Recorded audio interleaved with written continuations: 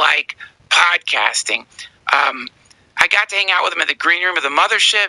Then he agreed to do my podcast, and now he's here with you. Get ready. Get ready. It's intense. Everybody, welcome to the DTFH. Eric Weinstein. My friend, I'm so glad you're here. We,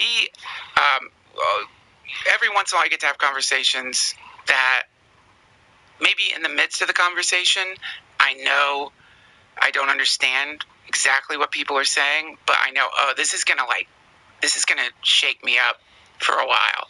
And in the green room, we got lucky. You showed up at the mothership, and we were chatting about a lot of different things. But I just want to, with the time we have, take advantage of that and start off with the conversation about AI. So before we do that, can we just say something about the green room, because people aren't going to get to know it. Sure. It's an amazing place to be with some of the most famous and brilliant comedy minds, and watching them basically not joke around and just think. Yeah. It's like the ultimate dorm bull sesh. Everybody's super open, super curious, very well informed. I don't think we realize that comedy isn't what we think it is. It's really an essential feature of the human condition. And to have, Sid Caesar's show of shows, the writer's room, like the Mel, who am I thinking of? Who did Blazing Saddles? Mel Brooks. The Mel Brooks, Carl Reiner's energy. Yes. It's just, what a privilege to be around so many super smart people. And by the way, one of the most diverse groups of men where there are barely any women. Muslims, Jews, gays, straights, etc. But there were very few women. It's a flaw in the green room. I know. But also to have mixed in with us somebody like you, which, because all of us, one thing I really dislike is when comedians are called philosophers. That really bothers me, having a brief encounter with philosophy in school and really trying to understand. You're insulted by being philosophers. Well, I think I'm for whatever insane reason listening to a Schopenhauer audiobook, which I would not recommend. But when you hear I think there's some similarity in philosophy to physics in the sense that every sentence is thought out and is part of a big equation that's trying to prove some point that they're making. And the reason that I don't like the label philosopher for comedians is because I think philosophers really lean into having some coherent system that is flawless, infallible, whereas as comedians, we just like to let our minds go wherever they want to go, and we like a truffle pig, and hopefully we'll dig up something funny. But to do that, you have to temporarily believe in things that maybe later you don't believe in at all. But to really go deep into things, you have to put yourself into the mindset. So this is why I think we're very different from philosophers. Well, of course, I think Stephen Wright makes the point of this is what comedians trying to do philosophy would sound like. Yes, exactly. Yeah. And to liberate yourself from labels like that as a comedian is really important. It's really important. But to have somebody introducing ideas to our truffle pigs that are then going to take those ideas and see if there's some way to turn it into a joke. I would. That's a really interesting idea. What would happen if you, instead of having science comedians who are mostly scientists who tell a few jokes, what would it be like if we actually got to know what it was, what comedy really is as opposed to what we think it is, and if comedians were actually the first people to grapple using their sort of trait openness, which is sky high at a place like the Green Room. What if you guys actually do some quantum field theory? What if you actually understood, not at the level of researchers, but just at a plot level? Because almost no one does. This is why I'm so excited to chat with you. Because, again, there's no way I could have, some of the things you were saying, I think for a second you forgot you were around comedians and you thought you were around your peers, and some of the things you were saying went right over my head regarding time specifically.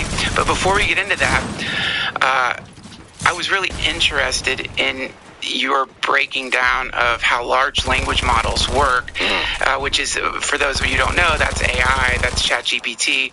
And I, like I told you, had already sort of tried to understand it because I do love it.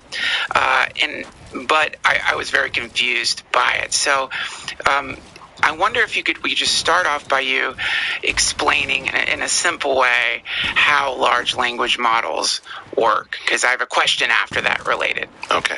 First things first. The people who came up with the architecture don't really understand how it works. And if you don't grasp that, I mean, they're different. Like, I understand it, I think, the basic new idea well enough to say, okay, I follow the train of thought. And then it just works so much better than anyone could imagine, that you're flipped out, that you're actually looking at the thing somewhat. Is it thinking? Right. It sure doesn't look like there's any room for it to think. Right. And yet, I can't shake the idea that we learned something that's so profound and so screwed up that we haven't wrestled with it. We still think this is about computers, and I think we made a discovery about us. Yeah. So how do we begin? Because let me just let you know. As soon as I start talking, some giant number of people are going to say, he didn't simplify it enough. He doesn't understand it because he can't make it make sense to a 5-year-old. And I don't know how this thing got started on the internet, that like basically if you can't explain it to a 5-year-old, you don't understand it. Yeah. Grow up, internet. It's so condescending. It's so. I've got 3 minutes. Explain quantum field theory. Wow. By the way, I have a 5-year-old, and it's not easy to explain things to them, just so you know. Like, explaining something to a 5-year-old sometimes can be quite difficult. So it's the stupidest. Like it's your bedtime. Yeah, yeah. It's not your job to explain to a 5-year-old, but and also the way you were explaining that part of it. Yeah. It's the mathematical stuff that when we were talking about time and physics itself that I got confused. But I think the beginning explanation. Sure. And by the way, trying to explain how large language models work in a comedy green room is not the easiest thing, because a lot of other conversations are happening. But also, alcohol and weed may or may not help. I don't know. May or may not help. But yeah, just not for a 5-year-old, but just like a synopsis of like how it works.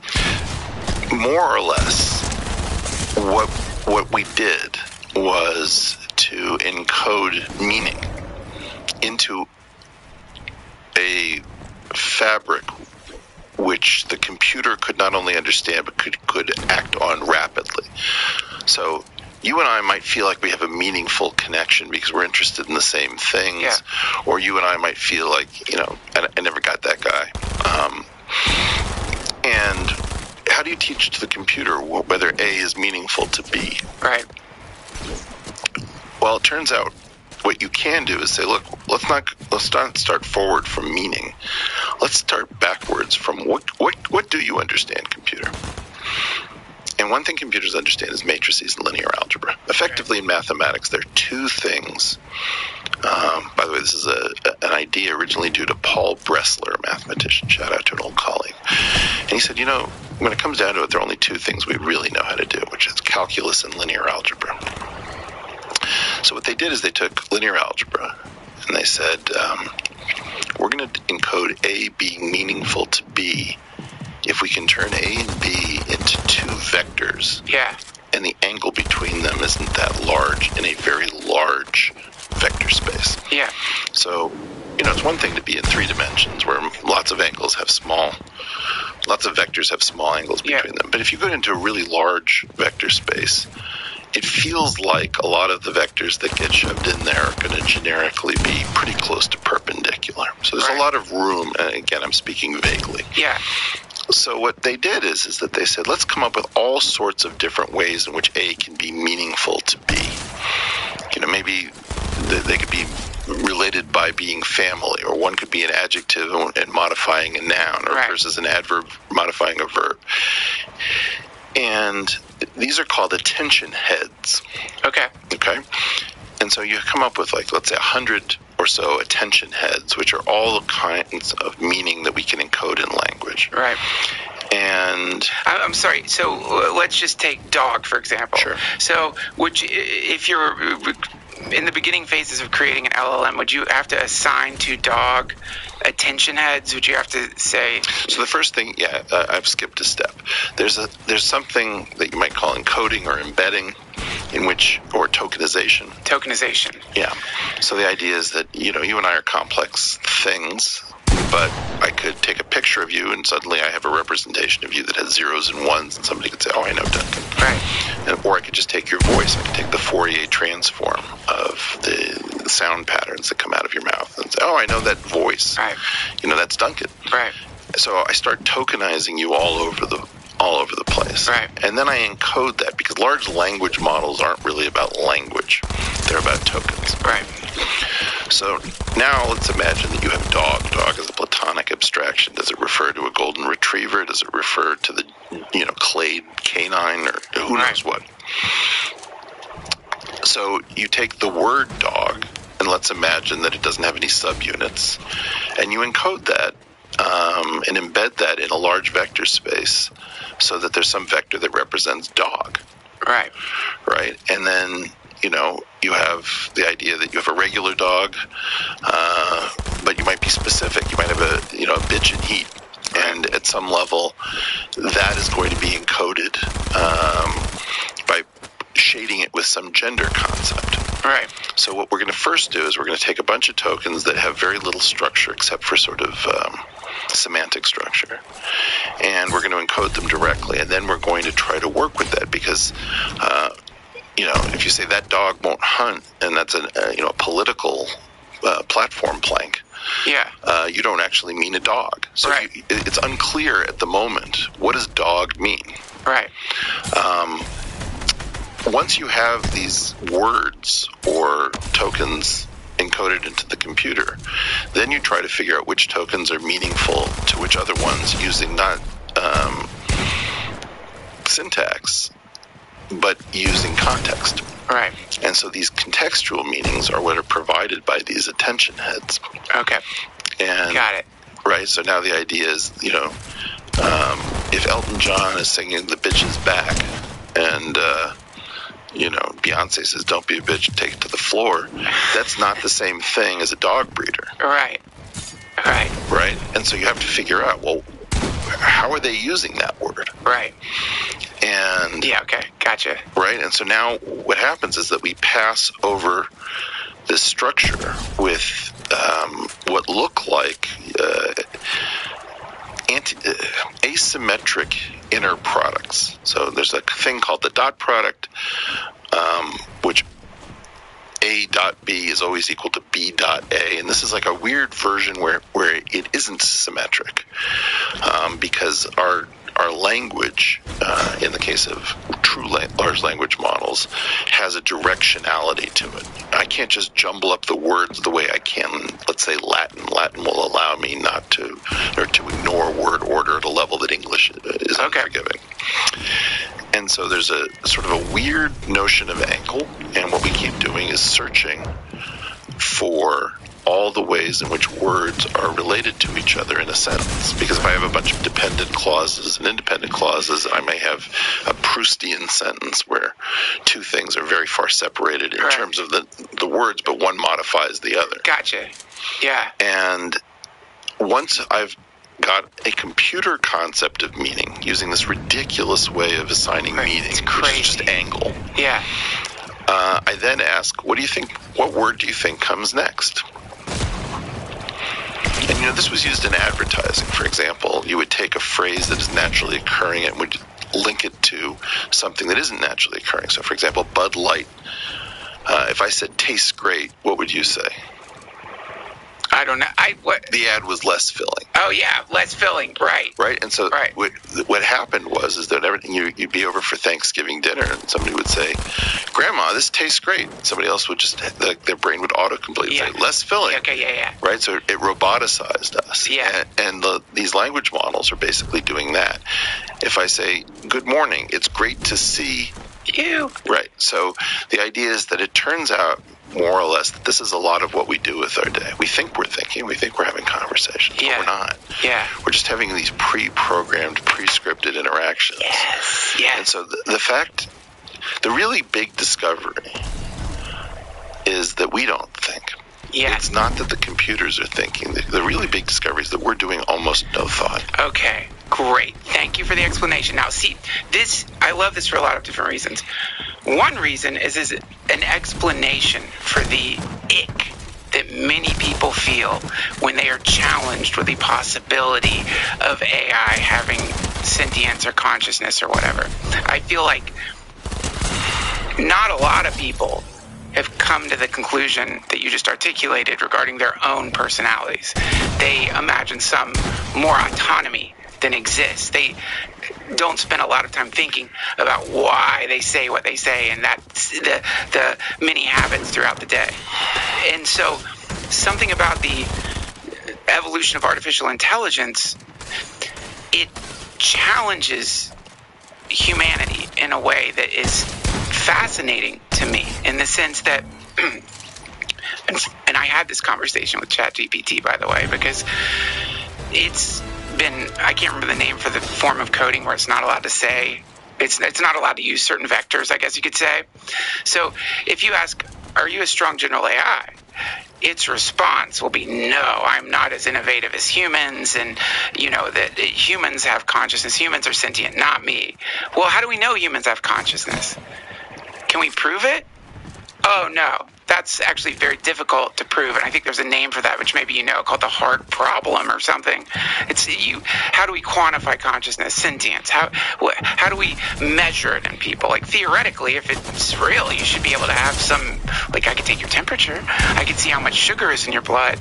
Can I see how aware you are, how conscious you are? We can't do that yet. And so if we can't do it for ourselves, how can we do it for a computer, right? And this, I think, underneath it all gives people the ick, because they suddenly begin to think, oh my God, maybe it isn't that we have created something, but rather we just discovered via mathematics the way people process information and think, just like what you said. And nobody wants to think that, because there is... Well, it's interesting that you're saying it. I haven't heard anybody say this thing. The issue is, will we reach HGI? Human general intelligence. That's what you said, and I loved it so much, because HGI could be the new way of talking about what everyone's been talking about forever.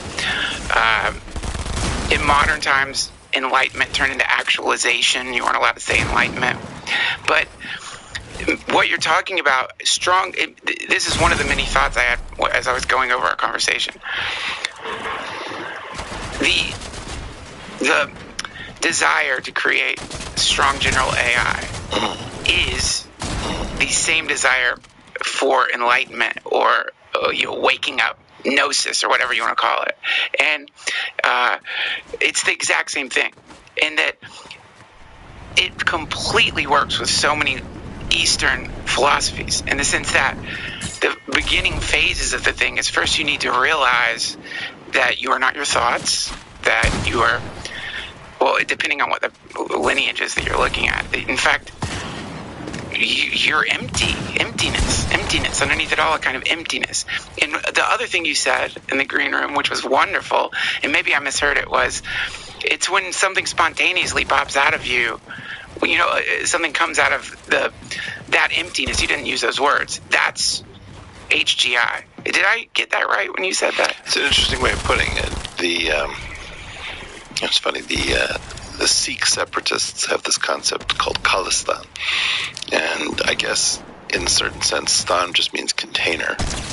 And Khali means empty.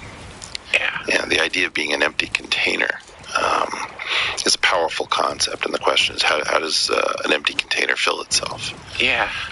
What does it mean to be filled? It's a complex question. There are tools for breaking out of flatland, for autocatalytic creation. Autocatalytic creation. Well, if you look carefully, Sam Altman was good enough to come to Los Angeles and spend an hour with me in my garden with a whiteboard, because I'm very worried about what's about to, I'll be honest, I really don't think people know where we are. No. And it's terrifying to me that the world's smartest people are saying stuff that is this dumb. What I was trying to say to Sam, who's very, very smart, Sam at some point said to me, Eric, you're just like, this is a guy who doesn't talk too much, doesn't shoot his mouth off like I do. And he said, Eric, we're a lot closer to we're a lot closer to computer intelligence than anyone imagines. Yeah. It's like a few years ago. Yeah. So I tucked that away and I said, okay, I don't know this guy to say wrong stuff like that. Yeah. But what I told him was one of the most dangerous secrets in mathematics, which is that the square root, the lowly square root, is the psychedelic of mathematics. It opens up the panic room in your mind that you did not know you had. How? Well, if I say, what's the square root of 4? Yeah. You say 2. Okay, so an integer gets you to an integer. Now I say, what's the square root of 2? Get my and you say, calculator. It goes from an integer I don't know. to an irrational number. Okay, right. But it's an algebraic number. Right. Now I say, what's the square root of negative 2? Suddenly you're in the complex numbers. So the real numbers are a one-dimensional system, but the complex numbers are a two-dimensional. Okay. You just broke out of flatland. Gotcha. Okay, well, that's pretty crazy. Yeah. What's the square root of a determinant? It's something called the Pfaffian, which you've never heard of. Never heard of. Right. What's the square root of the Pontryagin class? Oh, it's the Euler class. And, now you're just like, what's the square root of vectors and tensors? Oh, it's spinors. Wow. And, cool. Objects that require 720 degrees of rotation to come back to normal. And you're just thinking, doesn't 360 do it for everything? Yeah. So the square root is the most powerful, dangerous drug imaginable. That's so cool. And you can teach it to a computer. Right. You taught a mangle, teach it the square root, now you got a problem. Now the thing can break out. Wow. Right now the computer can start to jailbreak. Crazy. I get it. That's so crazy. But my claim is that it's one of the techniques of filling yourself into taking something that you have and creating something that was never known to be encoded within. Right. That's so wild. Yeah, well, I mean, what you were talking about, and you were mentioning this in the agreement, I do agree with you, and I find it to be more thrilling than scary, which may be a little, fatalistic of me. Maybe I should be a little more scared. You're not well. I'm not kidding. There is something, though, really special about being in this moment, because we've seen not this thing happen, but obviously we've seen this change in human society happen historically. We had the Industrial Revolution, the Technological Revolution, all of the moments that some technology, some innovation, very quickly, at least relative to what we understand about evolution, transforms the entire human population, the way we talk, the way we work, but these usually there's more time, right? With this one, what's so amazing about it is that, one, we get to live during it, which is a pretty cool thing. But two, it's happening so quickly that and because of what you just explained with how LLMs works, tokenization, vectors, it's not the easiest thing for people to wrap their heads around. So you have these two interesting convergences, which is we're obviously on the precipice of another of these great leaps forward. Maybe this one's into the abyss, but also it's happening so quickly that people aren't really going to be able to prepare for it. It's going to take a lot of people by surprise. And to me, being aware, even in the most vague way, that you're getting to experience that is thrilling. What a cool time to be alive. Wow. Are you out of your mind? Yeah, I guess. I mean, yeah. You tell me why it scares you so much. What's coming? I want to thank Bill for supporting this episode of the DTFH. If you're paying rent and you're sick of watching that rent check vanish into oblivion, Bill actually, these you feel as though you could even use it for your future home purchase. Built is awesome. Pay rent hassle-free through the Built Rewards app. Your rent game just got a major upgrade. Built points have been consistently ranked the highest value point currency by the Points Guy and Bankrate. Earn points by paying rent right now when you go to joinbuilt.com/Duncan. That's joinbilt.com/Duncan. Definitely use that URL, which you will find in the episode description of this episode. Thanks, Built. I phrased that improperly. Forgive me. I'm a comic. You can say, I don't care. No. I'm not worried about your feelings. Oh, thanks. Well, you did hurt him. Both of them? Just one. Okay. No. The question is, are you out of your mind? I had the wrong intonation on it, because I think what you said is indicative of a belief structure that I don't share. So it's predicated on an idea that we share a reality, which clearly you and I do not. Okay. I don't think this is one of those things. Oh, wow, cool. I think this is one of those things that never happens. Oh, okay. Okay, so I think that there were 6 months in 1952-53 that is, totally unprecedented. Access to the three-dimensional structure of DNA and the ability to fuse nuclei happened within 6 months of each other. And so for me, that's like BC AD. I'm always astounded that people don't recognize like that.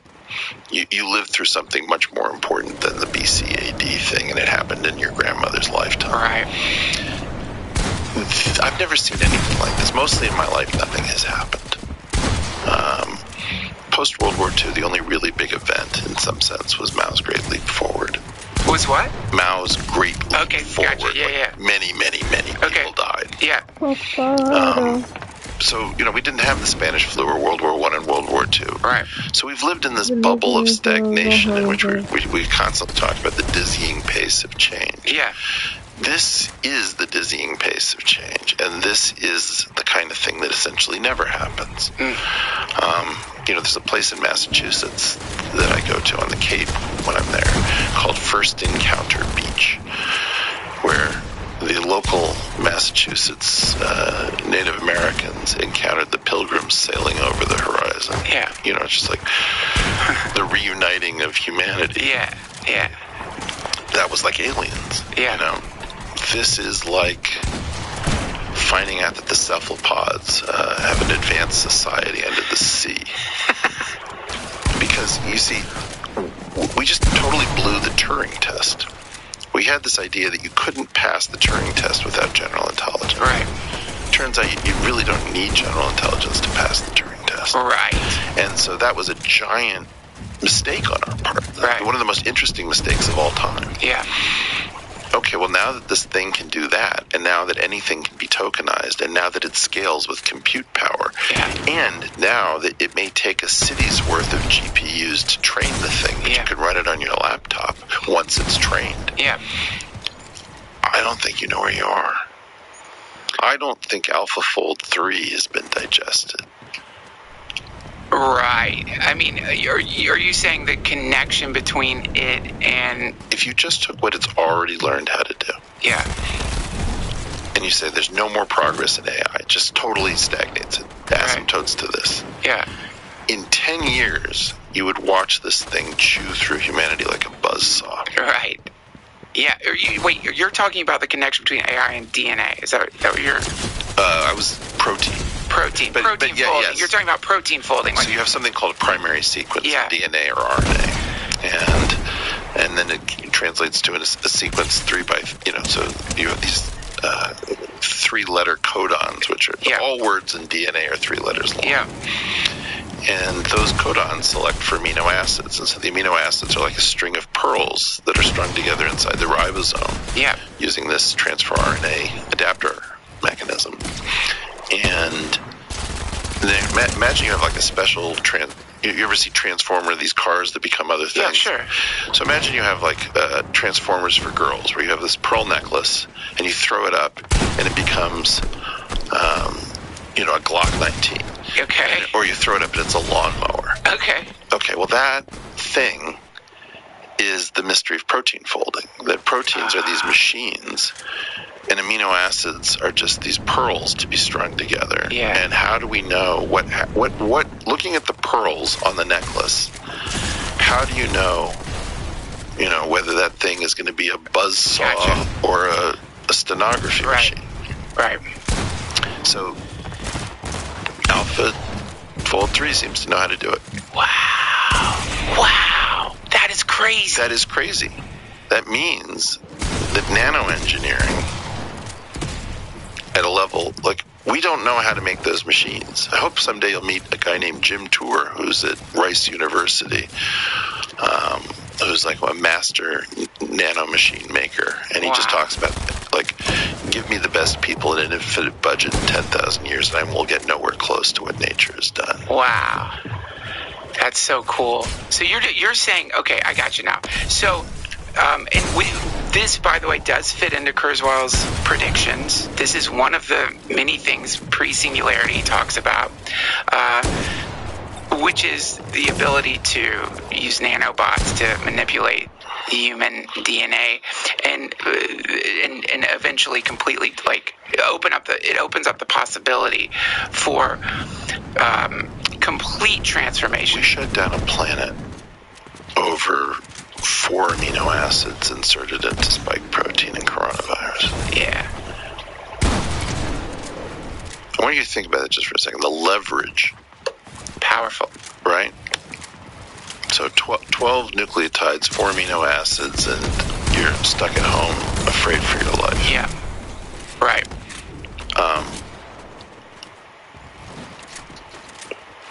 We have very little time. I gotcha. And because it doesn't look different, the streets don't look that different. Yeah. You have no idea what's coming. This is it. I did a podcast at Singularity University, and this was one of the things that they were talking about, which is, here are the problems. The more things advance, there's a pattern, which is things that are very expensive tend to become less expensive and then eventually become consumer level. Duncan, I want you to load ChatGPT 2. And another great Texas company, shout out to Continuum Analytics, their Anaconda Python platform. And I want you to start getting ChatGPT 4.0 to write code to allow you to watch ChatGPT 2 think. Okay. You're going to be so flipped out. I can just watch this thing think, word by word by word. Yeah, that's cool. I want to watch it. You will until you won't. It's really, it's scaring you because it's scaring you because you're recognizing that within all of these discoveries are happening in a relatively short amount of time, and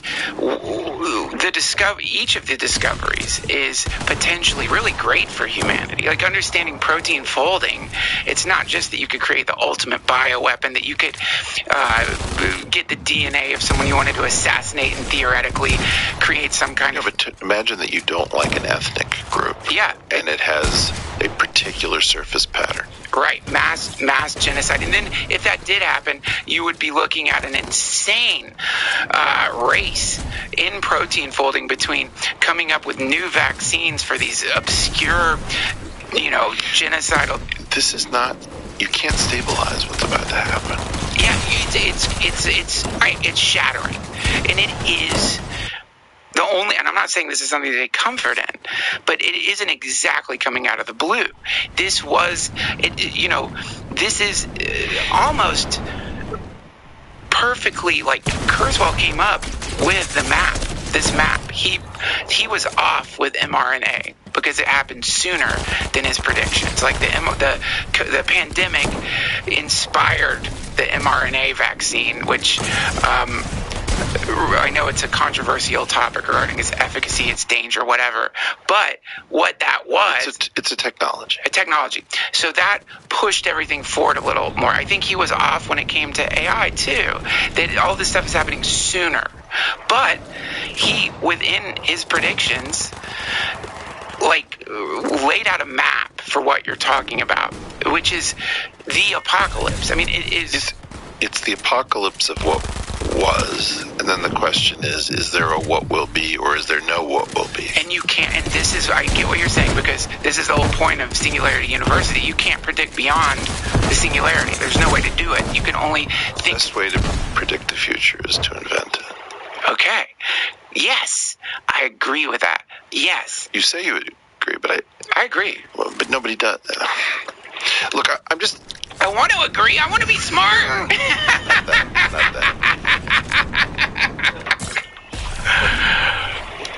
We are in some deep groove. I cannot break the conversation. There's certain people who have a hold on our minds. So, like, one person is Ray Kurzweil. Yes. A hold on our mind. Michio Kaku has a hold on our mind. Yeah. Sean Carroll has a hold on our mind. Steven Pinker has a hold on our mind. All of these people. Malcolm Gladwell. And other people who are, like, telling you straight to your face what's going on. Yeah. Don't have a hold on your mind. And it's very strange. And I look at all of the people I can think of who have a hold on your mind. Yeah. And it's not a question of, like, who's the best or who wins and who loses. It's like not one of them other than Elon has, like, a positive vision for escape. And his I just don't understand. How does he come up with chemical rockets to Mars? Right. It's like everything is right. Chemical rockets to Mars. It's like, you've got to be kidding me. Why? Why is that bad? Because there are only two places to go with a chemical rocket. You can go to the moon, you can go to Mars. Right. Assume you got both of them. Throw in Titan. Imagine you could go to Titan and Io and, huge colonies. And it's not enough. It's interstellar or bust. Okay. That's the only... And by the way, that sounds so dumb to our ears. Oh, we're going to go interstellar. If you say this to Joe, he's like, oh, I've got something in my trunk, we can go interstellar. It's like, I like it. I don't think it sounds dumb. No, but it's physics. The whole thing, I'm like a broken record. I can say it 1 million times to 20 million people, and there won't be a single person who understands what I'm saying. There's only one way out of this, and we're not doing it. We're not doing it. What's the way? Say physics. It. Okay, so physics. But, like this alien thing, aliens have a hold on our mind. We have the idea that we're being visited potentially. Are we being visited? Does the government know whether we're being... Assume for the moment that you actually care about this because you talk about it a lot. Yeah. Not you, but one. Right. Okay, if they can get here, we can leave. Right. And you're not interested because right now we're not going anywhere. As long as Albert Einstein is in charge. Okay, I got you. Okay. Right? And so, in psychedelic terms, people say the map is not the territory. Well, but okay, let me challenge your idea that this is something that needs to be escaped. This is the assumption here. And I understand why, in a dumb person's way, why you might want to escape based on what you're saying. But by escape, I mean survive. Survive. Okay, so your assumption here is that this thing that's coming is, like many people are saying, not in the same way, but this is an extinction level event that is, it's already too late. You can't get the toothpaste back in the tube. It doesn't matter. You start the most massive regulation at a globe. You cannot regulate this. You can't regulate it anymore. So this is an assumption that seems to be based on the idea that humans have erred in our innovation. That because of these series of discoveries, sure, that it's not like we meant to fuck things up, but just because of our minds and because of our ability to encode data in our own brains, we can build on top of prior discoveries. This has all led to this. And via just market pressure, whatever you want to call it. We're tool-using beings, and we want to find a way to create This is cool. Hydrogen bombs are really cool. Right. Well, I mean, we want to do more hydrogen bombs, up to the point where we realize what we're actually doing. Right. So basically, the Goody gradient in our mind, by the way, shout out to my brother who came up with, I think, the Goody gradient. What's the Goody gradient? You're getting increasing dopamine hits, so you keep doing, the path of steepest descent. Yeah, that's it. Right? And so basically, Edward Teller talks about this. It's like you're moralizing this, but I can't stop myself from working on the problem. Okay. It's not that we've done something wrong. Yeah. This was always going to happen. Yes. Here's what I don't understand. There are no adults on this planet anymore. None. Elon is the closest. And he's like a totally chaotic adult. Define what you mean by adult. Somebody working on the problem. Somebody who actually cares about the problem enough to speak about it and sound like an idiot. Okay, right. So right now you have a situation where you have a tiny amount of time. Yes. To do something. You're talking about regulating something that you're not going to regulate. You're talking about maybe it's good, maybe it's bad, maybe it's like. Is there not one Shackleton on planet Earth with lawyers, guns, and money who wants to do this thing? Well, again, and I know that I see where we disagree here. And you're going to hate it when I say this. Say something enlightened. No, not enlightened. I'm going to quote Tim Leary. Maybe it's enlightened. His advice when you've taken too much acid. Yeah. Lift up your legs and float downstream. Now, this thing that we're talking about. Yeah, exactly. That is the least Jewish thing I've ever heard in my life. He was Irish, but sorry, but the Irish and the Jews are pretty connected, and I can tell you there are a lot of Irish who want to fight this thing. Okay, but what if it's not something fightable? And I think you are saying that. What if you're looking at something that is something built in to DNA? I know you work with Avi Loeb, and I've had him on the podcast. And what if what we're seeing? Avi's got courage. I love him. But what if what we're seeing here? And again, when you're in the conversation. Where's he from? Oh yeah, Israel. Yeah. What? I'm telling you, the whole point is it's time to go. Our entire calendar is based around this crazy holiday in which it's the escape man. Passover is not a ritual. It's not a dinner. It's not a holiday. It's the survival man. You have a lot of assumptions of what you're saying. One of the assumptions you have is you can escape. You think, let's imagine that the technology does exist, that Musk figures it out. It's not chemical anymore. We figure out a way to create what's it called, the Einstein-Rosen bridge. We're doing wormholes now. We can... Wormholes are for pussies. Okay, well, whatever putting it on a shirt. Fuck your stupid I don't want to pussy. hear about Einstein-Rosen bridges. I don't want to hear about generation ships. I don't want to hear about rebooting from silicon. I don't want to hear about tardigrade. Enough. I'm sorry. It's my favorite thing to talk about. You know I love tardigrades. And I love you. But I would like... You have a kid on this planet? 3. Let's get him out of here. No, wait. First of all, where do you want to go? Where's your escape plan? Where do you want to go? This is the problem with people who live with light pollution. Go out to the effing desert. Pick a moonless... You want to go up somewhere? Yes. Okay, where? Think about the night sky as your bucket list. Alpha Centauri. I don't know what's out there. The Pleiades. So how are you going to explore this? Well, I'm saying that if your motivation to go interstellar is fear, then you're just... No. You want to get there to escape. I want to survive to thrive. Okay. I don't want to survive to survive. Well, I'm afraid your biggest assumption here is that this thing that we're summoning on the planet is going to let you go. You imagine that I have other things to do. You're going to be able to get out. I don't know how to explain this, but anybody who's sane at this moment will appear completely crazy if they understand where we are and what just happened. Because, for example, you probably don't know that. I think it's Howard Borland's story at the Progressive in the late 1970s. And the Progressive magazine had the crazy idea of, can we recreate the Teller-Ulam design for the hydrogen bomb? Right. And they put a guy who didn't know any physics on the case.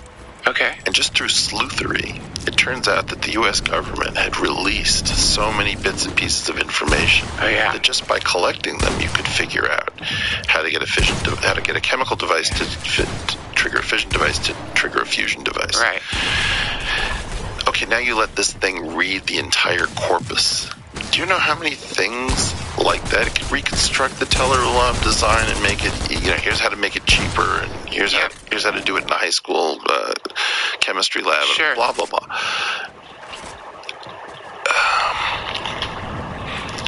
If you're smart and you want to survive, you'll sound like a lunatic. And because of the high social penalty and the number of people who are like, you know what Baba Ram Das said? It's like, I don't care. Many people say that. I'm not trying to get spiritual on it. No. I don't mind being spiritual. I am spiritual. I want to survive. I want my children to survive. I want to have options. I want humanity excited about an indefinite future. And what I see is humanity has figured out we don't really have one. We might as well party.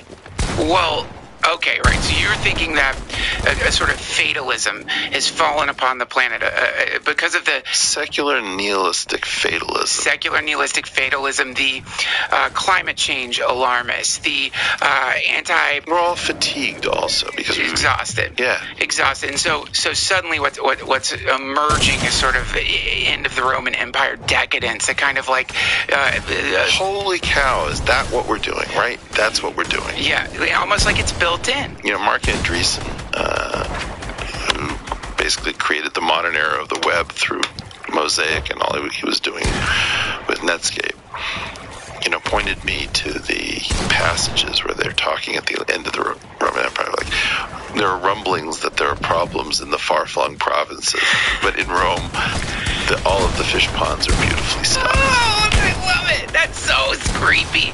But listen, I want to really press this point. Go for it. So, the moment where they started, I'm so sorry, I'm not a scientist, obviously. The moment when I'm so sorry, I'm not a comedian. The moment when they started figuring out protein folding. Yeah. The moment when they started to understand how to split the atom. Many of these innovations initially were not driven by trying to destroy humanity, but we're driven by wanting to help, by just a sense that if I can... It's not one way or the other. I think it was 1911 where Rutherford said maybe there's a neutron. Okay. I don't think the average person understands that was game over for humanity. Just maybe there's a neutron. Right. Well, when he said that, he wasn't thinking, I'm going to fuck up humanity by realizing that maybe there's a neutron. Maybe there's a neutron. And probably someone near him was like, shut up. Don't talk about that. But what I'm saying is your desire, obviously, your desire is to help humanity, a beautiful thing. And my desire is to help humanity, but realistically, it's my two kids.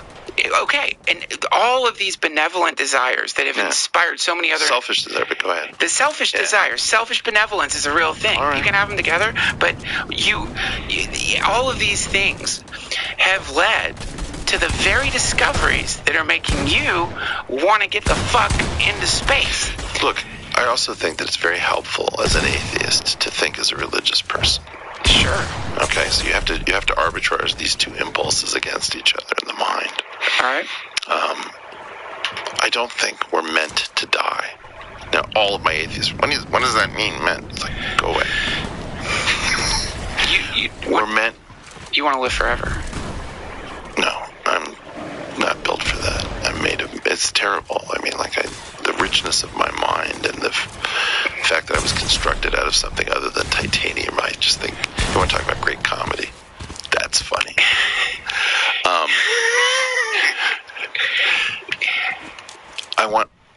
I want us to live forever. You want us. I want us. You mean you want the species to keep going on? You're not so concerned. I love this planet, and I love who we are, despite our murderous, psychopathic, backstabbing treachery. I listen to what. I don't know. I keep playing this. A guy named Chris Buck recorded a version of Crossroads on acoustic guitar. I probably listened to it 500 times. Yeah, you'll have to send that to me. Oh, it's beautiful. It's just like the cello suites to me. I just could hear it over and over again. I love what we are. Me too. Yeah. I don't want it to vanish. I'm not done with this movie. I want to watch it again. That's so sweet. Oh my God, you can't. This is the problem. You're number one. I think you're confusing fatalism. Some people, what you would call fatalism, maybe, with just a general recognition. Thank you, my friend, of impermanence. And it's very sweet that you want humanity to continue forever, something completely outside of your control, and also something that if we look just at the history of the planet, or even look into those beautiful stars, that you want to travel to some unknown spot in. Have a lychee with me. I'd love to. These stars, they just blow up. God knows how many civilizations have been wiped out up there, just like ours will be eventually.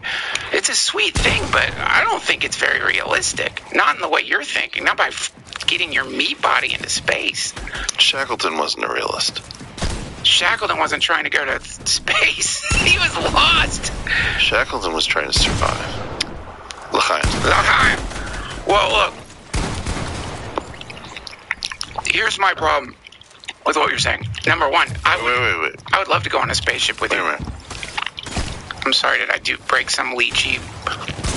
Well, you're obviously not a frequent lychee eater. I knew you were going to call me out. You got juice everywhere. You set me up. You trapped me. It was orgiastic. It's a lychee trap. Wait a second. How great is this? Delicious. It's delicious. I love it. Okay, I want that to go on forever. And I want to listen to Bach's B minor Mass. And I want to marvel at La Sagrada Familia. And these morons, these idiots that we handed all of these tools to, and the amount of money that goes into banging hot chicks in Saint-Tropez every fucking summer. It's like, does nobody know anyone with lawyers, guns, and money? Are we not going to form some coalition of cool kids to try to take care of this thing and explore the stars? Are we really going to take the entire impulse to survive and plow it into SpaceX to go to Mars?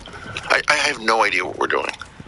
I am so confused. I've spent 3 weeks on the island of St. Helena this year. Wow. I love this place. Anybody who was actually practicing for Mars would be trying to electrify St. Helena because it's so isolated. Wow. Right? They have to wait weeks for car parts. Well, and yeah, they can't just order from. I got you. Okay. If you're serious about humanity and you're not just trying to jack your stock price, you should be practicing on St. Helena. St. Helena is Mars 0.2, according to my colleague Ben Dilo. He came up with that as the catchphrase. That's cool. Yeah, I know what you mean. I mean, there is a kind of American utopian vision in what Musk is doing. It's a classic American trait. We're going to build. He's so American. For that South African, he is so American. And he's basically right about everything. The reason most people I'm harsh on because they don't get it. I have no concept of what this human being, I'm pretty sure that God gave him this money to save humanity. Well, I just think, regardless of whether humanity needs to be saved or not, and it's a very dangerous thing to think, quite often when people think this or that group needs to be saved, it leads to all kinds of problems. But I want to burden you very quickly with a Buddhist story. It's a very quick story. And I'm going to replace the strawberry with a lychee. Is it lychee or lychee? Lychee. Like Nietzsche. Like Nietzsche? Anyway, a man's walking through forest. Looks a lot like you. And he hears something. It's a lion. Chases him down a path. He gets to the edge of the cliff. There's a lion right behind him. He looks down at the bottom of the cliff, at the ground. There's another lion So he crawls down the cliff and reaches out onto a branch. He's hanging there, lying up top, lying at the bottom. And he sees a lychee. I don't know what they grow on, but it's growing off whatever they come off of. He reaches out, grabs the lychee, and eats it. And that was a very sweet lychee. That's the story. You're the man hanging on the branch in between the two lions, a recognition of you're fucked. But you are enjoying lychees. Like, I'm not saying this in a fatalistic way. I'm saying that this attempt to save, to permanentize, to extend, I think it's a beautiful thing. It's coming from a pure love. Is there no one else out here? Is there no one else out here? I don't grasp this. I'm in a conversation in which, how did we win World War II? How did we do everything we did? Everybody's gotten so enlightened that they just give up the fight. I haven't given up the fight. Okay. I just don't think going into the void around our planet is necessarily into the void. This is our womb. It's not our home. This is our womb. It's not our home. Well, look, the odds, based on the timeline that I think you're emphasizing here. No, sorry, you don't know anything about the timeline. It's okay, remember, this is actually coming full circle. Yes. We're not actually having an HCI conversation. I want to have an HCI conversation. Okay. We're having a ChatGPT conversation. I think it's a in between. No, it's a great conversation. I'm not. No, I love it. I'm trying to say that what's happening. I want to thank Squarespace for supporting this episode of the DTFH. Squarespace is an incredible toolbox that you can use to make beautiful websites, and they've always been incredible, which is why I love doing ads for them. But my God, they have broken through to the other side. There's a lot of reasons to make a website. Maybe you have a business, maybe you have a podcast, or maybe you just want to create some kind of artistic chaos in the world by creating a website for a fake company that, I don't know, you could send to your friend and tell him he should apply for a job there, except you're the one who gets the application. That's just one of the many reasons to make a fake website. But the problem with that late at night when you think you want to troll one of your friends is you realize you're going to have to write copy for every page of that website. And you don't want to do that. You don't want to write the bios of the executives and the mission of the company that, I don't know, is like hunting rare whales or something like that. So you don't do it. You don't buy the domain name and you don't build the website. But now you can use AI. That's right. You can go on Squarespace, get the domain name, and then using their Squarespace Blueprint AI and SEO tools, you can let the AI populate the website with all of the copy, all of the descriptions, all of the about this company, everything, anything that you want in there, the AI will do it for you. That's right. So now, when you're thinking about, is it really worth it to troll my friend? It's going to take at least an hour to fill everything in. Now you can do it almost instantaneously with Squarespace. And of course, if you're just somebody who wants to make a beautiful website and you realize that like the AI is going to write a much better description of your business than you're able to, then it's perfect for you too. Not only that, Squarespace has everything you need if you want to make a website for your podcast, including members-only areas, and they will help you send out emails to your fans or clients that don't look like they're about to get scammed by some kind of hacker. So try them out for free. Go to squarespace.com/Duncan. Use offer code Duncan when you're ready to launch, and you'll get 10% off your first order of a website or a domain. Again, it's squarespace.com/Duncan. Use offer code Duncan to get 10% off your first order of a website or a domain. Thanks, Squarespace.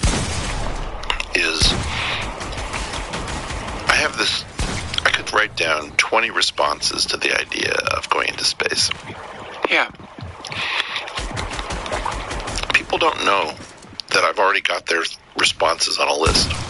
Oh, shit. Mm-hmm. So what? So there is something about us that wants to say, "Oh, we're 10,000 years away from what you're talking about." Mm-hmm. Okay, take a picture of 1902.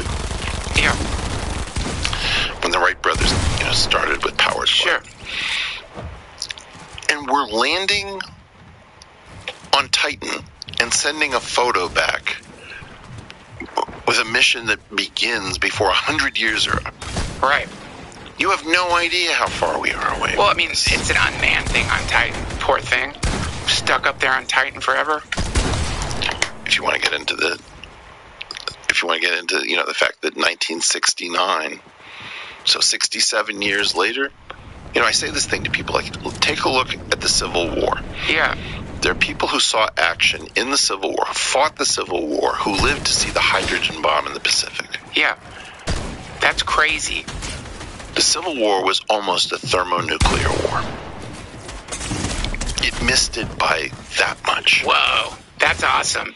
That's so cool. But okay, these are thoughts that it just doesn't matter. People are like, hey, will you do my podcast? And I'll go on people's podcasts and I'll say this shit.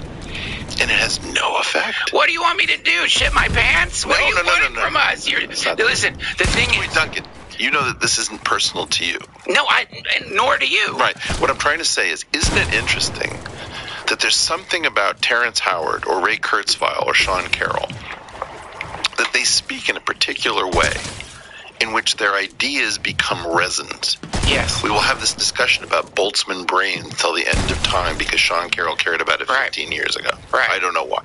The multiverse. Hey, have you thought about entanglement? It's like entanglement. Right. Oh, Schrodinger's cat, man, that's the thing. It's like, well, are you not moved by Clifford algebras? No, nobody cares about Clifford algebras. Nobody cares about the fact that there's the 720-degree mystery in the world that's everywhere, where the circle, the U1 circle at every point in space and time. These things are equally mysterious, equally important, equally valid. And what I'm just trying to say is that the resonance of any particular concept, we are in a time when survival is not resonant. Fighting for survival, fighting for the glory. It's still the same old story. But fight for love and glory. We don't relate to that song. No, this is the problem. Is your definition of survival seems to be a personal definition. Your definition of survival. You want us to accept your definition of survival. I want us to continue to make love to each other and have babies. I will make love to you until the end of time. Right here, right now. We're going to break the internet. Two straight guys. It's a very you're a romantic. No, I do differential geometry. I sit there and I scribble in a notebook. You're a romantic, and I don't mean the nicest thing anybody said. I don't mean to. You're a romantic. You're in love with your kids. You love the planet, and you're incredibly smart. You're frustrated because your ability to translate. No, it's not that. I can translate from people. I have an enormous following. People are, No, I mean, it doesn't. What I'm trying to say is, people listen to this stuff, but they don't realize that I'm talking about actionable stuff. What's the action? We need. I'll say it. I'm so bored saying it, but it hasn't resonated. It hasn't resonated once. The only thing capable of saving our lives is theoretical physics. And the only thing we can do is make progress.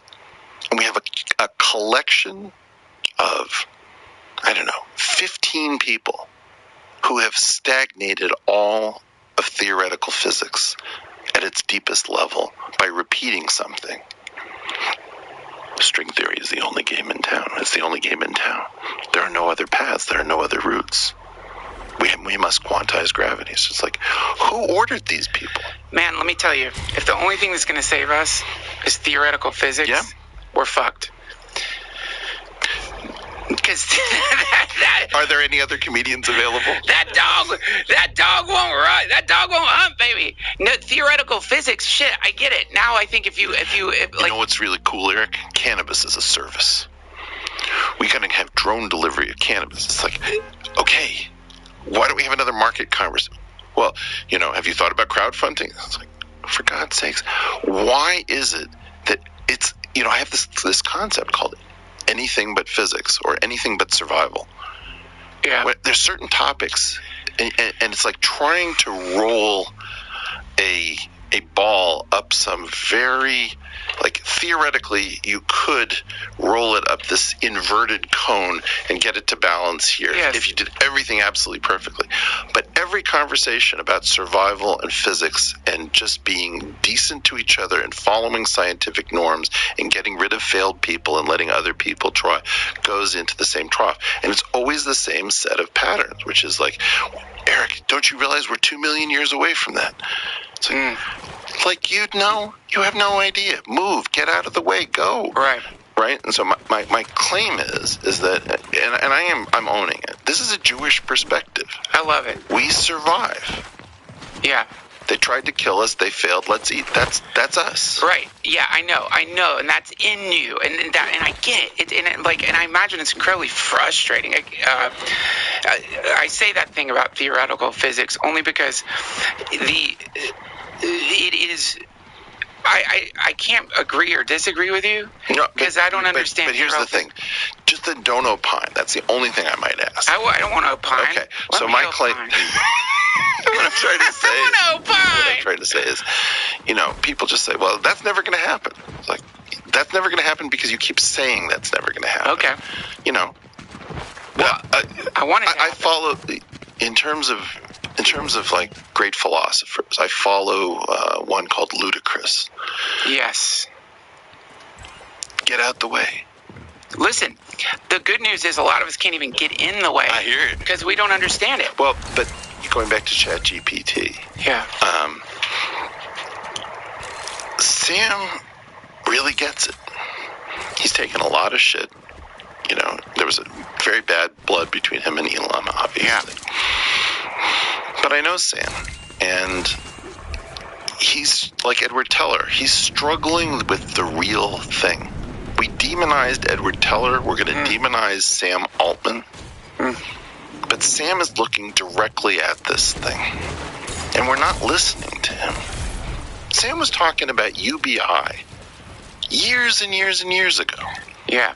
He's like, I have to do experiments because I have to take care of people because I know what's coming. Right. Does that guy get any credit for that? I didn't even know that was one of his things. Holy cow. My wife's an economist. We were talking to Sam, and Sam was just like, look, this is going to break capitalism. Yeah. He's right. Yeah. And he cared. And he was like, he's planning ahead. Right. And now he's just taking shit like, all he is I don't even think Sam is that motivated by money. I didn't even know people accused him of being absolutely. Motivated by money. I don't know that he's being honest. I think he's being meta-honest, and he's not necessarily being honest. Right. I think he understands what's at stake. The problem is I wish I knew everything he thought because I feel like there's a lot of things that are happening over there that they aren't announcing right away. Would you want him to announce it? No, and I really have a lot of respect for. Quite honestly, Sam, this stuff should be on a military base. Yeah. I think he recognizes that. I think that the idea of doing this as a business is insane. Yeah. Well, I mean, listen, I remember that thing that just happened where just out of the blue they ousted him and then they brought him back in? What was that? We don't know. Right. That's a big, scary question mark, isn't it? That moment, whatever that was. But clearly there's like a lot of...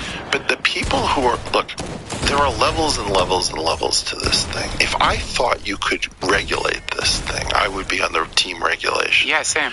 The problem is that... Please read this 2017 paper. And by the way, do you know about 3 Blue, 1 Brown? No. 3 Blue, 1 Brown is the channel of a guy named Grant Sanderson.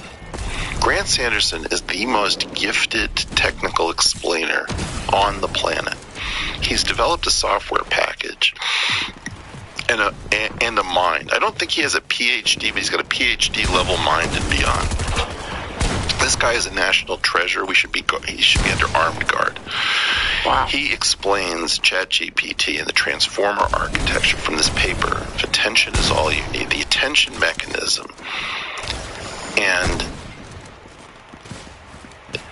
these guys who get it, I don't think they can be honest.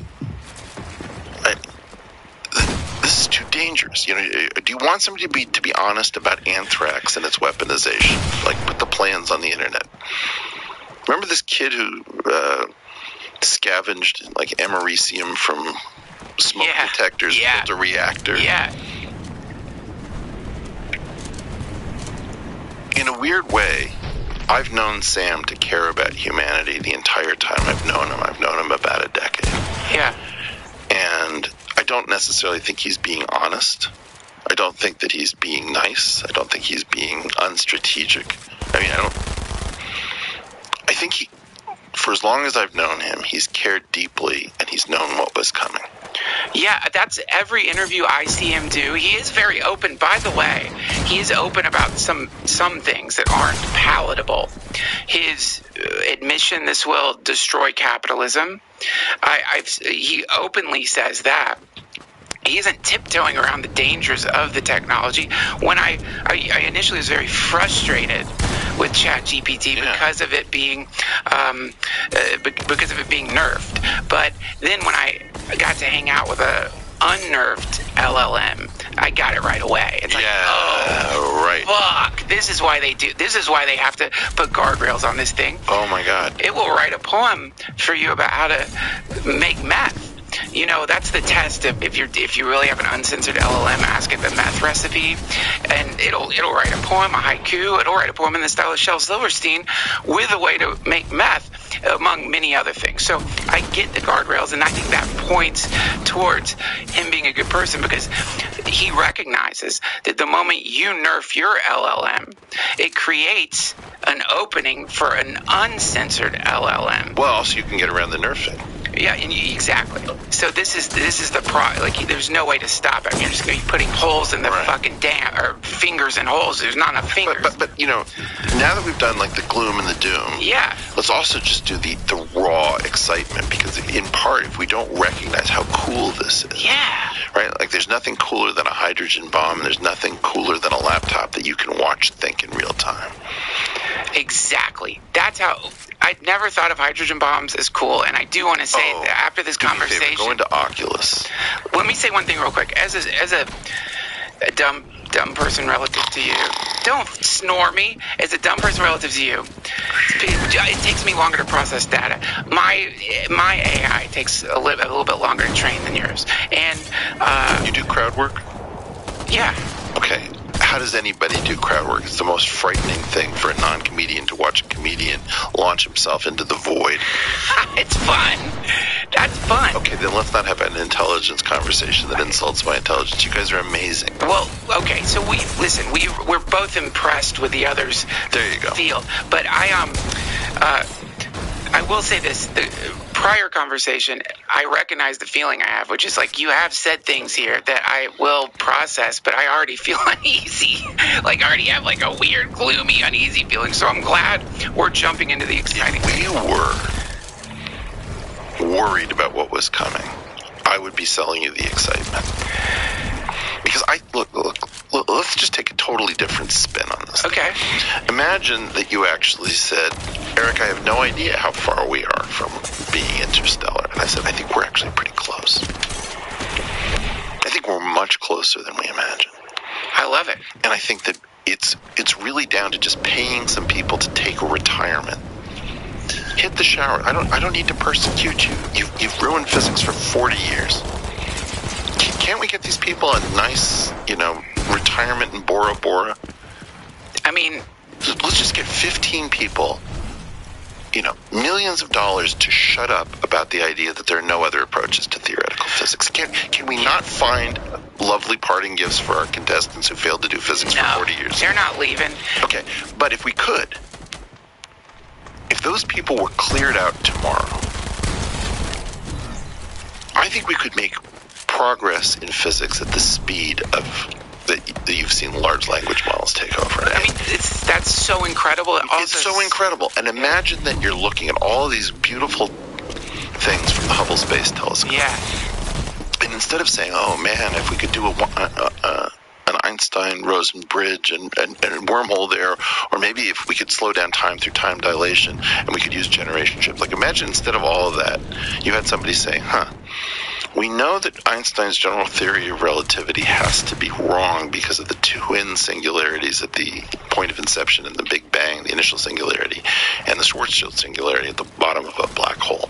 Ergo, there is the next theory beyond Einstein's that does to Einstein what Einstein did to Newton. And if we found that, maybe there are Easter eggs and cheat codes in that. And the problem of getting to the stars has nothing to do with Einstein-Rosen bridges or time dilation or this or that or like any of the stupid stuff that we've been discussing for N years that leads nowhere. Yeah.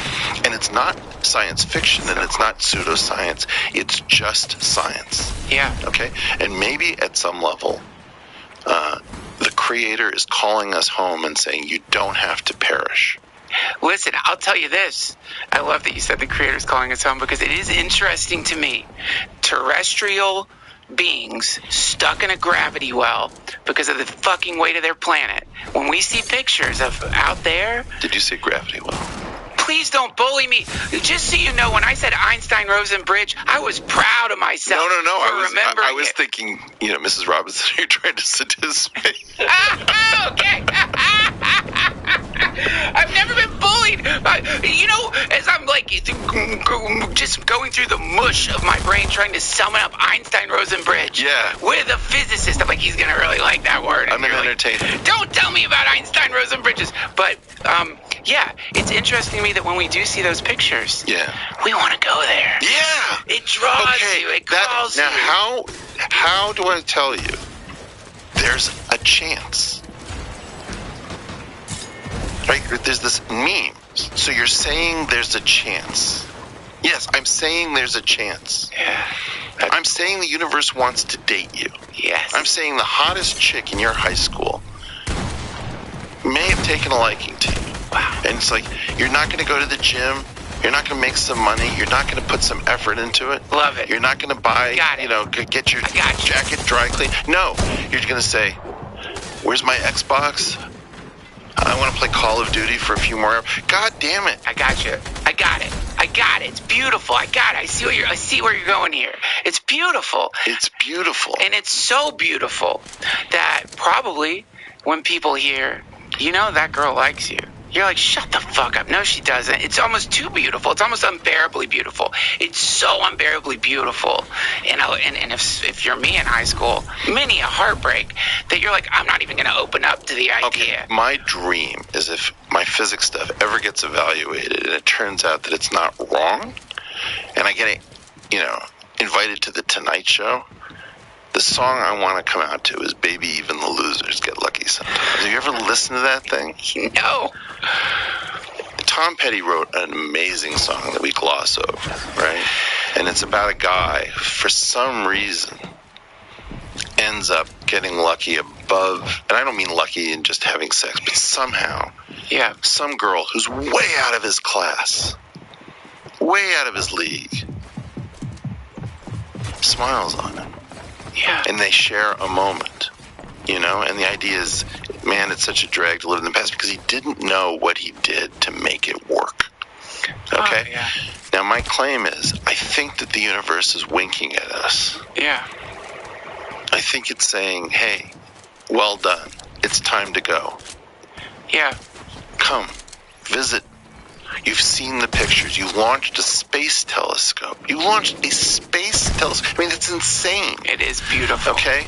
And the mirrors unfolded and everything worked. And you're seeing things that have never been seen. Right? Like the deep field. And you don't want to go? What the hell is wrong with you? Yeah.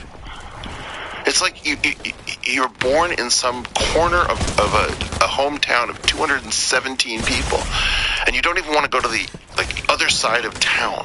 Have you ever read The Painted Bird? No. Tell me about it. God, you'll love it. Tell me. This is you.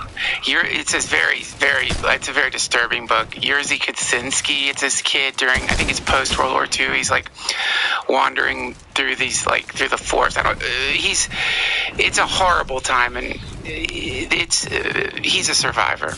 He's a survivor, and he's just doing everything he can to survive, and he shouldn't be surviving. He's a kid in this, like, apocalyptic landscape, but this is you. There's this sad scene. It's an incredible scene. He stumbles upon a hutch of rabbits. Big fat rabbit in a cage. It's gonna get eaten. He opens the hutch up. He describes the forest. Beautiful forest right there where that rabbit's meant to go. The rabbit walks down out of the hutch, sniffs the air, and then walks right back into the cage. That's you. Hey, do we have an ability to play a video? Yeah. Can we get to Instagram and go to Oleg Cricket? My favorite artist on planet Earth. How do you spell his name? OLEG, and then Cricket, CRI. This is incredible to pull up video. My God, I've been doing this all myself. Okay. Now, let's keep going down. This is not what I expected you to pull up. Well, I asked him to stop doing the art that I wanted, and so he's doing this instead. Right, go scroll back. No. What's that? No. Okay. No, we don't care. He's got an aesthetic. He's got an erotic eye. Yes. Let's keep going. He does. No, keep going farther, much farther. This is my favorite artist, and I had to beg him to stop creating. What do you mean? I'll show you. Well, let's look at one of the ones that's covered up. Yeah. No, not CY, but let's see real. Whoa, fuck. All right, let's watch this thing with the sound on. The sound is good.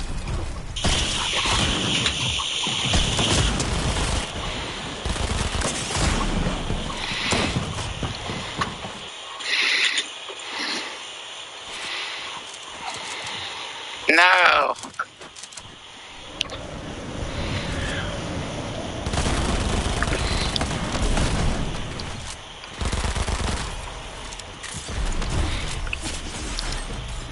Jesus. Okay, now I want to show you his Mona Lisa. So, in other words, is that him doing it? That's him on the ledge? Yes. Keep going. I mean, you have no idea. Okay, wait. All right. Go back over to the left of the top, where Seattle is. Yeah, there you go. This is his Mona Lisa.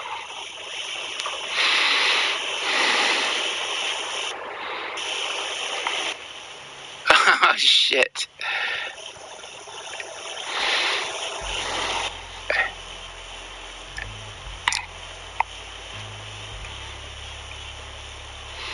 No. Yeah, and his girlfriend screwed up the first shot, so he had to do it again. Oh, shit! Okay, now, what I'm trying to say is that straight into my veins. Yeah. Straight into... We are incredible. Yeah. That's us. Yes. Okay. We are not those people most of the time. Right. And what I'm trying to say is, where is the Oleg Crickets of physics? Where are the philanthropic Oleg Crickets? Right. Where is the security detail? Right. Where's Delta Force, man? I want to talk to Delta Force guys. I don't want to talk to people who are so defeatist. Right. We do the most incredible things regularly. Yeah. And that's why I want to save us. Yeah. And for the earlier pictures would be a good reason to save us. Well, too. but that's the thing. You know, what people don't understand is what is the point of eroticism. And everybody laughs about eroticism because it's like sex, and we can't talk about sex because we have to giggle because it turns us hot. Yeah. Okay, but eroticism is something different. Eroticism is so far beyond procreation. Eroticism is about compelling people to do the ultimate. Right, because it's the reward, it's the nectar for absolutely heroic behavior, for far right tail, high kurtosis, positive skew, FU, middle finger, love this life, right? Yeah. And so my claim is that, you know, why did I beg this guy to stop? Because you can't cheat death every time. And the first time he fails and the first time he slips, his entire work and his canon go into the toilet. Right. And when I sit here and I get frustrated that nobody's listening, nobody cares, I go back to Oleg. He's the sweetest guy. He has a great relationship with his mom. I love him. Fortnite is You saved his life. No. I don't even know if I had an impact on him. You probably did. I don't know. I mean, after you talk to him, all we get is like hot girls and... But like, you know, all sorts of people do rooftop parkour. He's funny. He's witty. You know, he's taking a bike or a skateboard, you know, on the edge of the world's tallest buildings in the rain. Yeah. And he's making sure that he slips and doesn't do things perfectly. Yeah. You know, and the fact that he's survived just tells you how good he is, how great he is. Yeah. And my feeling is every time I hear, well, you know, I don't believe in the great man theory of history. It's like, oh, well, who else is doing this at this level? No one. Got it. I got you, man. You are inviting a very, as far as I'm aware, a small group of people to try to break out of some kind of... In your world, I care about Carlin. I care about Bruce. I care about Pryor. I really, really care. Who am I thinking of who did the marketing, the great marketing routine? Oh, Hicks. Yeah. Bill Hicks. Yeah. Oh, my God. What a great insight about humanity. Kill yourself. No, I really mean it. Kill yourself. Bill's going after the anti-marketing dollar. That's good dollar. It's one of my favorite jokes. One of my favorite jokes. Yeah. It's the best. You know, one of my favorite... Negative comedy. The Flight of the Conchords joke. It's like, yo, I'm the hip-hop-bottomist. My lyrics are bottomless. I thought that was incredibly funny. Like, it just stalls out. So good. I didn't get it for... Listen, I love it.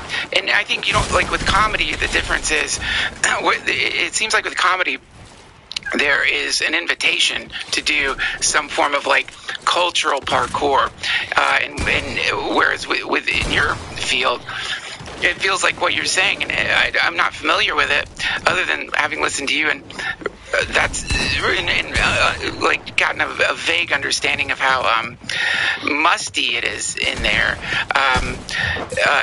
There isn't the invitation there. God, I'm just, you know, in this book by Schopenhauer, he's saying, I don't remember what the phrase, you know, obviously it's in some other language, a famous phrase, which is, people sing the song of the person giving them bread. And because of the nature of the beast that you're in, you have to get funding, and that if you take parkour risks... It's a lobotomy. We've been lobotomized. Yeah. You know, how do I teach Tony Hinchcliffe differential geometry?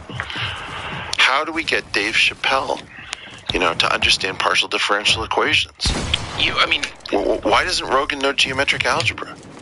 Listen, you're in trouble because you have to do it. Not teach us how to do it, but you might just have to be the one who invents the thing. I mean, this is not Buddhist doctrine, but there's a cool story. Right, Buddha's under the Bodhi tree, about to get enlightened. He's getting all these cities powers, and he astrally projects into the I don't know, the palace of Indra. There's all the gods. Brahman's there, Vishnu, Shiva, all of them are there. And Brahman is like, you can't come here without an invitation. What are you doing, human? And sends him back. Well, then immediately under the Bodhi tree, God appears and says to him, hey, I'm sorry about being rude. Because Buddha had gone up there because he wanted to ask, how do I end the suffering of humanity? How do we stop this? All the pain, all the suffering. And God, Brahman, the originator, says to him, listen, I'm so sorry, but here's the problem. I've just been here longer than the other gods, and I just kind of let them think I was their dad. I'm really sorry, but I have no idea how to do that. So you're going to have to figure it out. Yeah, I love it. But that's you. You have to do it. You're not, these physicists are... I'm trying, but in part, the greatest intellectual mistake of my entire life, I think, is not understanding curation. I think I was so wrong. I've never been this wrong about anything, and I'm wrong about a lot.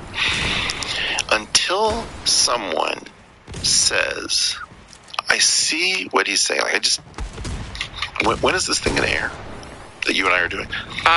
This will air this week. Can we make it after my Rogan episode? Oh, yes. We absolutely. Okay. When is your Rogan episode? I don't know, but it has to come after that because I don't want to screw it. Deal? Deal. All right. So, I'm on with Terrence Howard.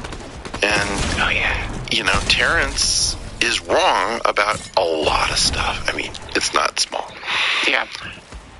But he's right about some stuff. And it could be that the stuff that he's right about could be really, really cool. Yeah. It's not the stuff that he thinks that he's right about the universe. Right. He's figured out the four forces. He might be right about the drone that he built. And he needs someone to do the slow clap.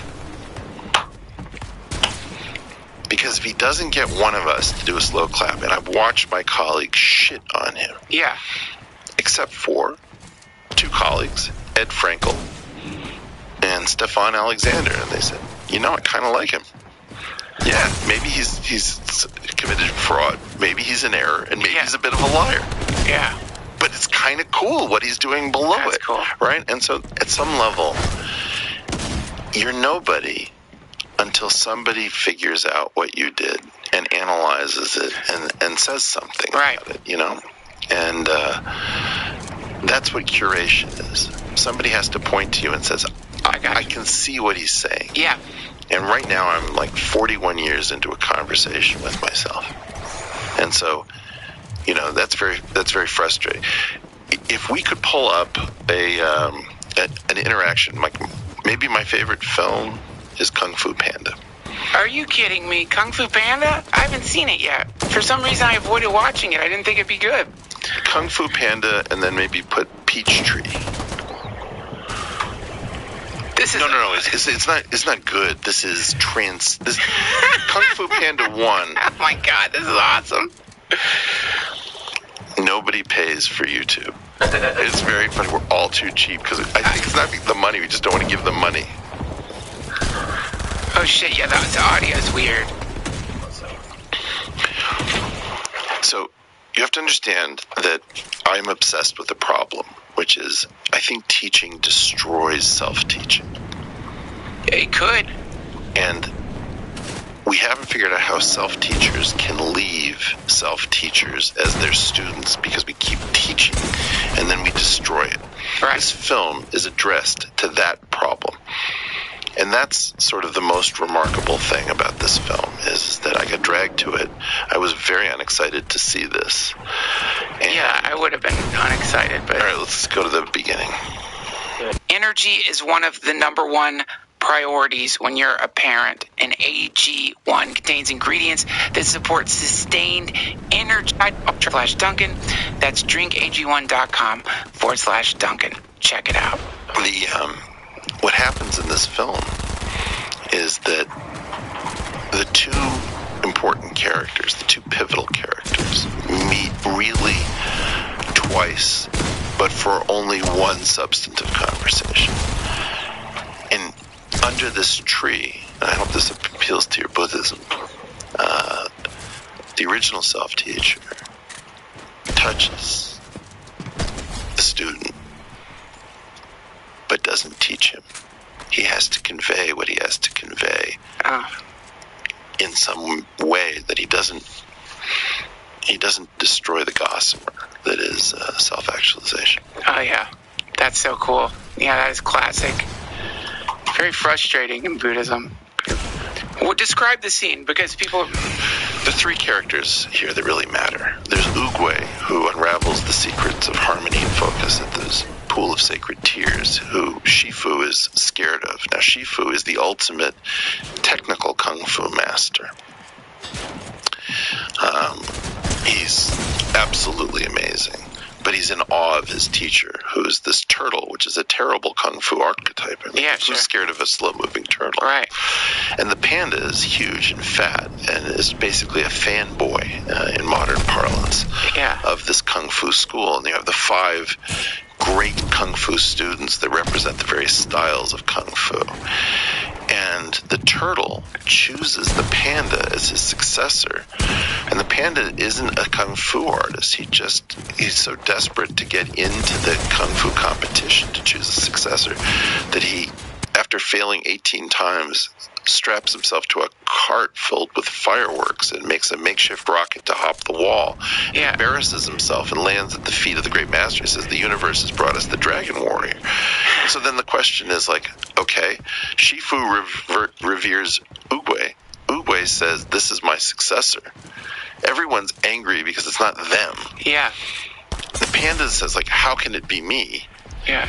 And the panda is overeating these peaches, which is what he does when he gets upset. And he's the sacred peach tree, like stealing the peaches. So he's like, you know, he's that fraud, thief, bad kid with a pure heart.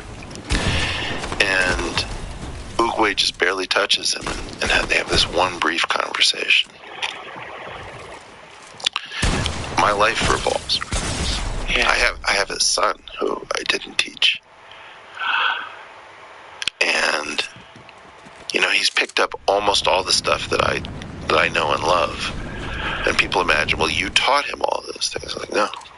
Right. You know, because I could see I had a self-teacher. Yeah. So, you know, to me, what we're doing with peer review and with, like, trying to spot the flaw in each other's arguments and then, you know, taking a victory lap. Well, your stuff doesn't work. Right. It's the most egoic orgy. It's an orgy of ego. Right. And it's like we've forgotten what we're actually doing. We're LARPing. We don't realize that we're on the clock.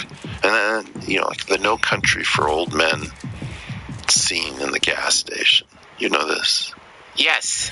Right. So Anton Chigurh, you know, is basically saying, the guy said, I didn't put nothing up. He's like, you've been putting it up your whole life. You just didn't know it.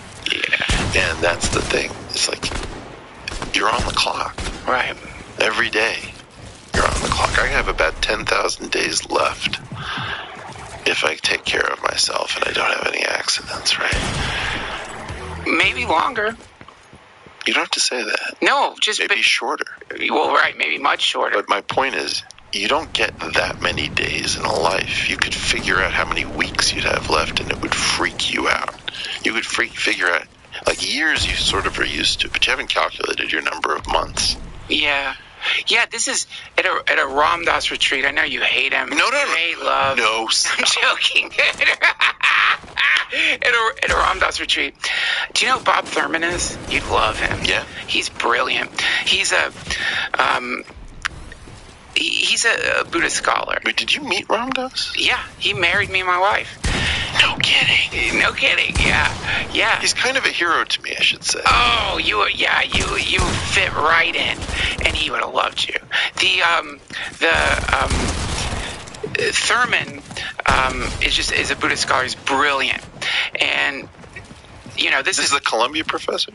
I don't know if he's a Columbia professor. He might have been a Columbia professor. I think so. I'm not positive. I just know him from the retreats, and whenever he comes, everyone's so lucky because like he's just so great, and he gets up for all these hippies. Yeah. Many of them are like into bhakti yoga. You know, many of them are theists. Okay. And the first thing he says is, "Be here now." What does that even mean? He goes, "What does that mean? Does anyone know?"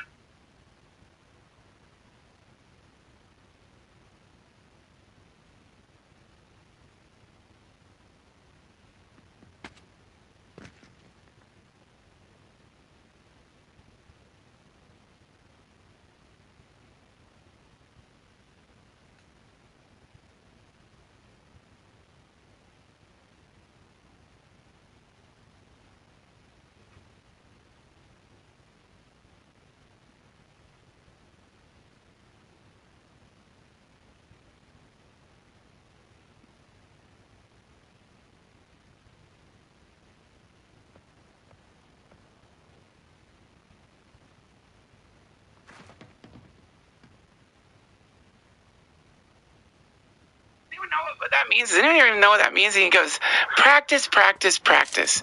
Everyone here is always talking about their practice. He's like, I'd like to see some of you play for once. You know, like pointing out, I think, exactly what you're pointing out, which is like, at some point, there's action here. Let's do it, not just like... Let's do it. Yeah. Let's go for it. Are you an Osho fan? I think he's interesting. He's super interesting. Yeah, and I like a lot of the things he said are really funny to me, but I haven't focused on him at all. I've got one of his books, and I didn't... Well, he's very disarming. In part, one of these things that people don't understand what cults are, because they imagine cults are just stupid. Oh, yeah, right. Right? And it's like, it's pretty hard to run a cult if you don't have anything really insightful to say. Oh, I know. Yeah. That's true. That's what's beautiful about them. Yeah. That's why I get frustrated in cult documentaries when they leave out the philosophy. It's like, don't just show the end-stage, like, collapse of the cult. Let's hear what was sticky how about beautiful the interracial relations were with, Jonestown before it all went south. Exactly. Right? It's what drew all those people in, because inadvertently you make the victims seem like idiots, and it's like... Well, like Scientology, the reactive mind is in part the discovery of large language models, that you're just doing auto-completion. That's right. I don't mean to derail what you're saying, but this does point back to what you were saying earlier, which is like with Terrence Howard. It's like, if we just reject completely something if we just throw the baby out with the bathwater, we're never ever going to get the baby. And sometimes there's a lot of bathwater, but there's a baby in there. And like learning how to filter it. Sure. What pisses me off about Terrence is that I would never have done this episode if it weren't for Joe. I didn't do it for Terrence. I did it for Joe because I felt like Terrence fooled Joe in a certain thing to begin with.